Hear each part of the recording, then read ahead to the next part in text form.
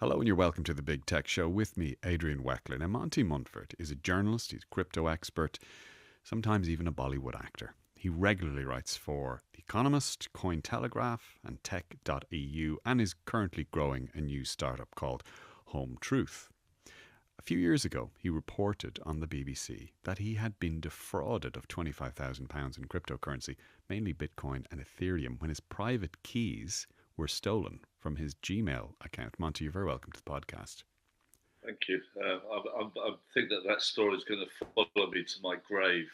It definitely will follow to your grave, I'm afraid to say. And I am going to start with that, because there's a few things I want to talk to you about, but I'm going to start with that one.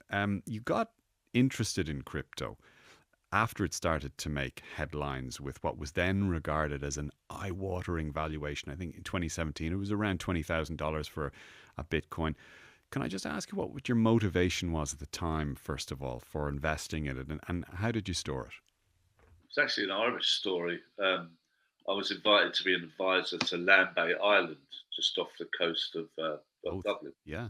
I think it's the Barings Island. Yeah. So they obviously were burnt. I think it was Singapore or Hong Kong, that whole story. So they were trying to monetize Lambay Mm-hmm. and make it a place when the tech summit was still in Dublin. It was to make it a place where, private helicopters could land and all that stuff. And they did a weekend on crypto. And I was with 4 or 5 mates and some people I didn't know. And I knew that they were kind of getting into it. And I wasn't. I was a bit kind of cynical, basically. But the penny dropped that weekend, I think. And I suppose, like many, I felt that I'd missed the Bitcoin train. And Ethereum seemed to be, my theft was all Ethereum, no Bitcoin. Because I thought that you could do something with Ethereum. Bitcoin was just a fantastic, crypto safe. The blockchain has never been hacked. Exchanges and wallets have been hacked, but Bitcoin itself has never been hacked. And so I started to invest a little bit here and there, and did quite well. And because Ethereum, of course, it is usually the one that's referenced for blockchain, for trade, for all kinds of utilities that people talk about when they talk about decentralized finance. They talk about for crypto and generally. What was stolen? It was Ethereum, and how was it stolen? I was, again, quite naive and stupid. I lived in India 2008, 2010. And I'm not admitting or saying anything here, but I knew drug dealers in Goa. They used to hide instructions either in video games or in Gmail drafts. So if you were of that mind, you could go to a video game and open up a chest, and then there would be instructions in there. So it was all kind of pretty weird. So I left my 40-character private key in Gmail drafts. I split it up into probably five blocks of 8. I swapped them around. I'd put my ether into something called my ether wallet. And then, when I went in, I just, kind of got all the numbers together, put them back in. And it seemed to be super safe. Gmail drafts means you're not sending anything over email. It's just on your computer. But I think I was pretty naive. Hackers are pretty sophisticated. If they find out anything that you're doing, and I think my name was not particularly associated with crypto, but there was a connection, I suppose. So they would have had to have gotten into your Gmail draft then. Yeah, I think that's the only one or they would have seen me. I mean, but once you get into this kind of rabbit hole, you realise what people are doing. They can monitor your keystrokes, everything. You know what I mean? And I think even in the age of AI, it's even more prevalent. So you're not 100% sure then, to this day, how they got in? I went to Moscow 4 days before that, and it seems like a slightly strange coincidence that 4 days later it just completely went from my account. And what would you, being in Moscow, would you have been accessing it there or opening the Gmail draft there? I definitely didn't do it open up in Russia because of obvious reasons.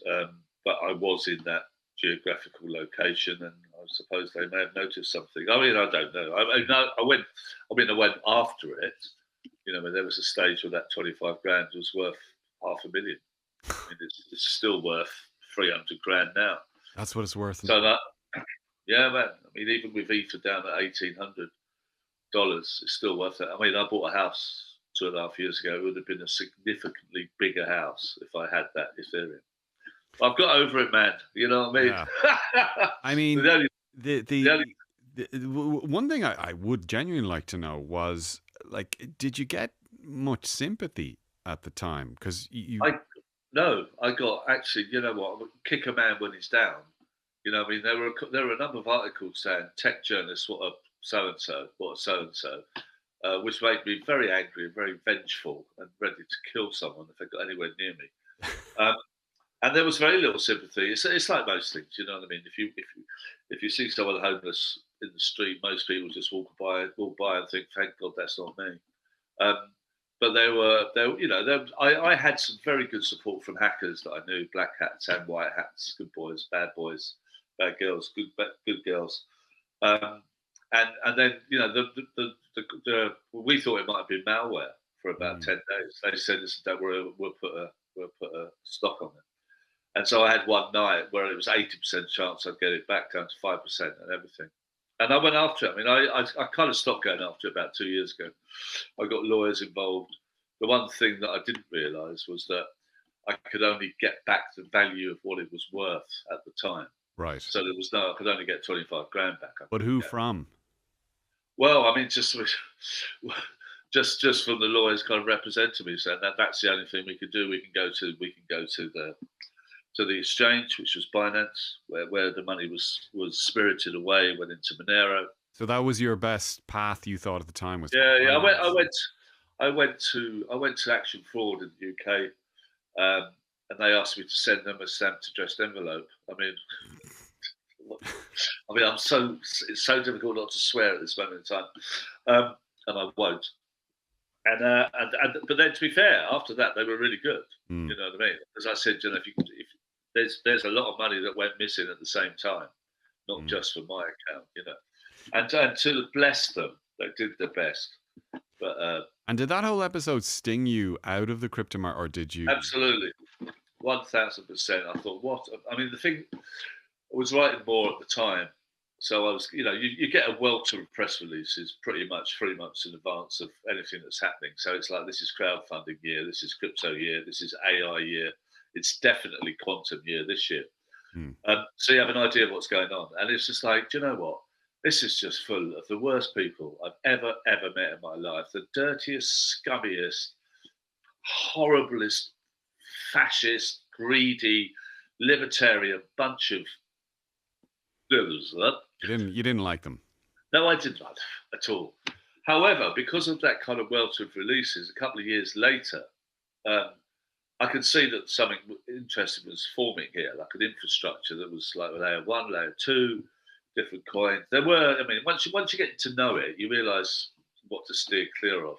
Mm, So we set up with some boys in Copenhagen. We set up a coin called Sienna Network, probably 4 years ago, pandemic times, and we were trying to raise $500,000. We raised $13.2 million wow. in a private and a public sale. So I mean, I'm not saying that things have washed their face. Things have washed their faces over the last few years. I haven't become. Now, hang on. Can I ask you? Did you transmogrify or become one of that class of individuals who you were just roundly swearing about there a moment ago? Well, listen, any man that could use the word transmogrifier in a podcast is more likely to be my tribe than that bunch of people. So me and you are on the same wavelength, bro. No, I didn't become an idiot. Absolutely not. No, I mean, the whole thing about Sienna was to create a privacy, DeFi privacy. You know what I mean? If you owe me £100 or €100, you send it to me to my account, no problem. If you send me £100 or €100 in crypto, I can see every single transaction that you've ever made, ever in crypto. So the idea with Sienna was to kind of make that more secure, make that more private, Mm. and stop front running where people could jump on your deal. And we did a right out of it, and then we just got hacked, and that was the end of that. You're a man of many talents, though, because certainly on your X profile, it says you were the Times cryptic crossword winner. Oh my days, the best moment of my life. I mean, I won 25 quid from WH Smith, and I remember my now ex-wife and son, who was about 10, I came running into the garden, going, I can't believe it, I can't believe it. And they thought I'd won the lottery. And I just said, I just won 25 quid, I just won the Is time. that a special skill? Because a lot of us who do the crossword, and sometimes we try to, we do all migrate onto the harder version, and sometimes you're cursing who you imagine the person is who's setting them and thinking, why are you torturing me like this? Well, it's a lifetime's work, Hmm. I have to say. Sebastian Folkes, the writer, did a what's the word, memorial service for my ex-wife's uncle, who was his agent, and they'd started to do the crossword together. And Gillam, the agent, could do it in 10 minutes. Sebastian Folkes said it took him 4 years. He said this in church, and I've been doing it for 25 years. I still struggle, but I did get a brilliant clue the other day.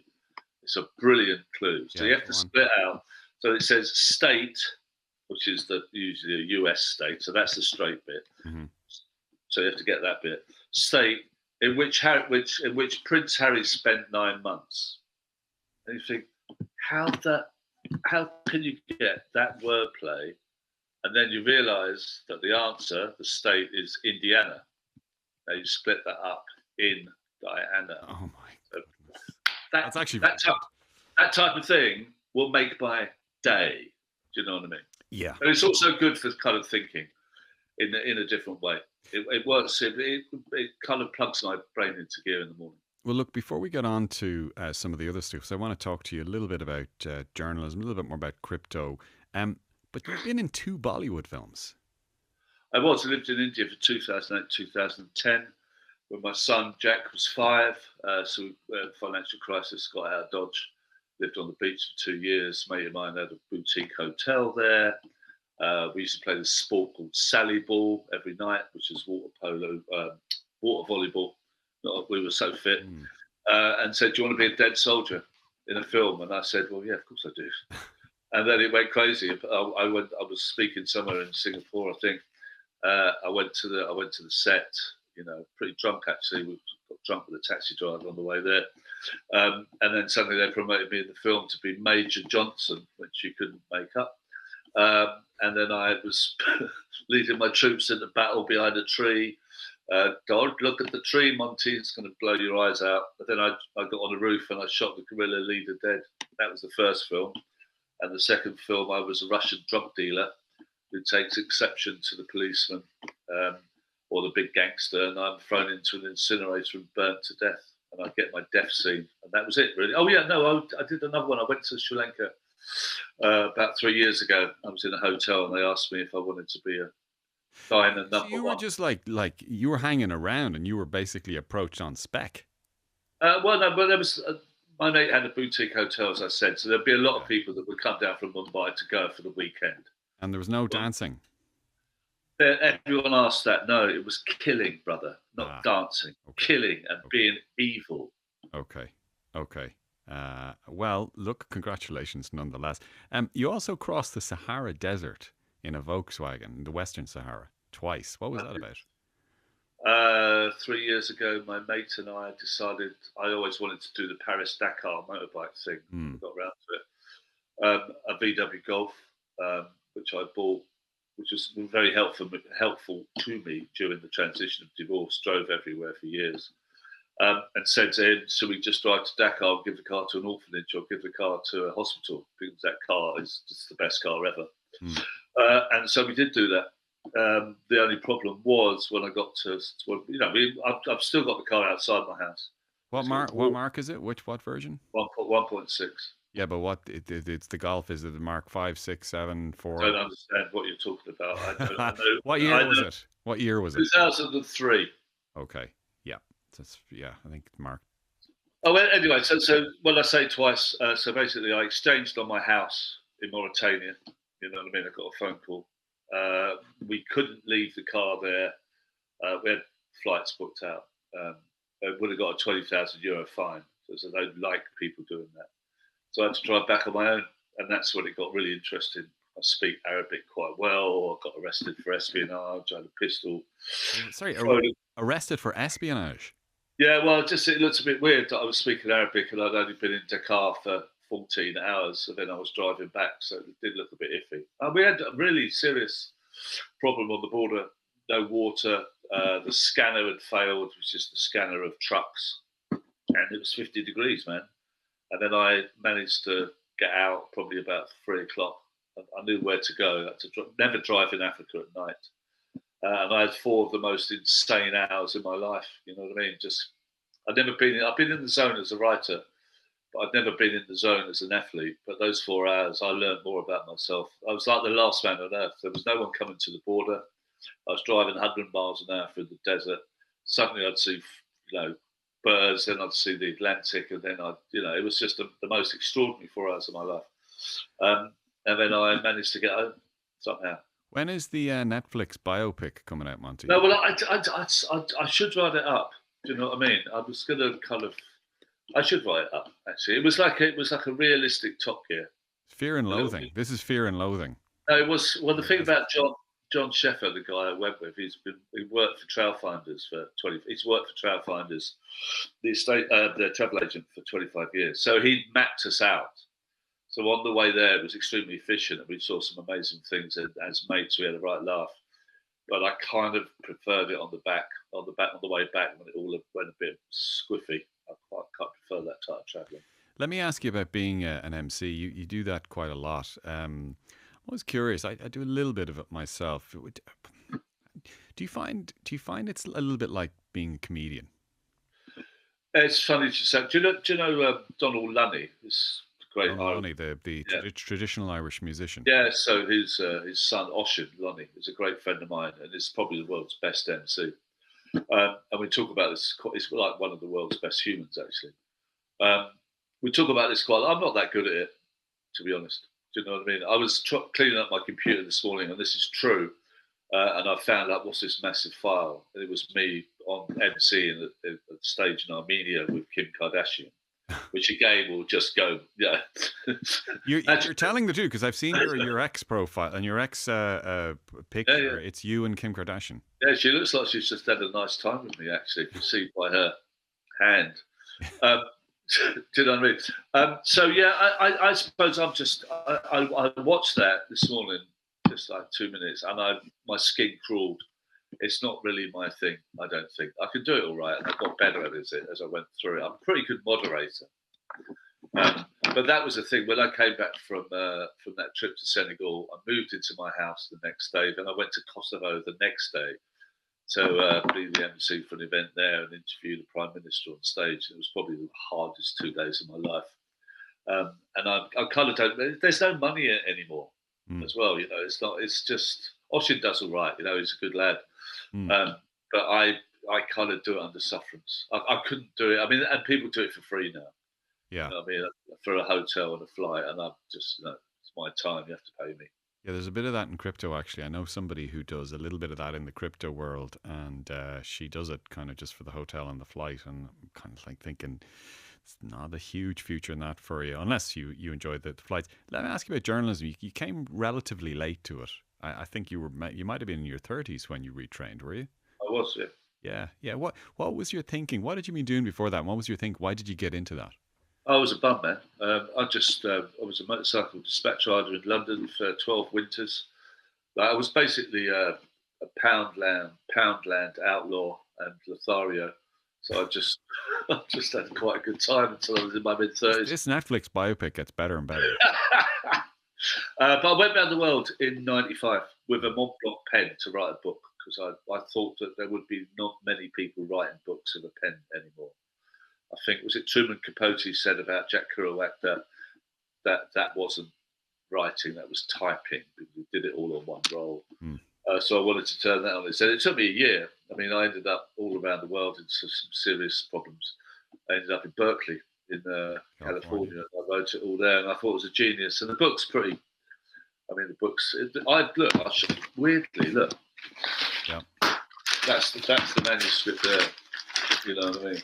That is wow. And that is probably more beautiful than the actual writing. You know what I mean? So that's my heirloom. That's something that I'm very proud of. but the book wasn't that good.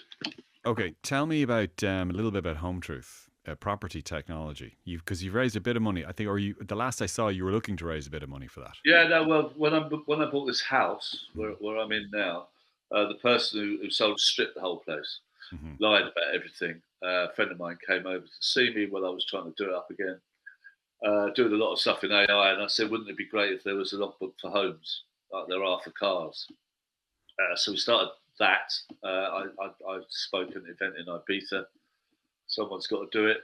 And then met a prop tech fund there. They helped us get going. And now we're raising $500,000 at the moment. So we kind of the thing is with a B2C business, like, this is great for people buying and selling homes, but you're never going to raise money for B2C. So it's got to have a B2B element. Mm. So we're trying to sort out home insurance. So all the data that our consumers put into our platform saying what should we do, what's a good price, blah, blah, blah. That feeds into data for home insurance companies. Yeah, because the immediate thing that came to mind was who do you get to feed into that data set to actually make the service kind of interesting and relevant and valuable? Absolutely. I mean, the thing about it is that we mucked around with all types of subscription models, but that's free. So you can put in your energy certificate, your postcode, any data that you can think of, and then just ask our agent the question. If I spent 10 grand on a heat pump and solar, what would that do to the property price? And you'll get an answer within 4 seconds. And when you say agent, it's an AI agent you're talking about. Absolutely. Yeah. Oh, that's pretty interesting. So it's UK. The UK market is that you. Well, it's UK to begin with, and we kind of if you've got an app, you kind of have to be global. Yeah. But we have researched Germany. Everyone rents in Germany. There's different markets everywhere. But the UK is probably the best place. And is that your thing now going forward, Monty? Or do you have any irons in any other fires? Well, I need to. I mean, I've paid the mortgage off last year. My son's in his final year at uni, so my job is done. I suppose in that respect, where I might come first now instead of that. And obviously, divorce is quite tricky, even though it was a good divorce. So I still consult. I mean, I've helped probably 47 companies in the last 15 years raise money and exit, and I think the exits have been about 1.6 billion euros. So I can spot someone on the way up. Mm-hmm. Whether I'm one of those companies on the way up as well remains to be seen. But it's nice to be on this side of the fence. So I still work with companies, and I still have money trickling in that pays tokens for fun or trips to the Western Sahara, that type of thing.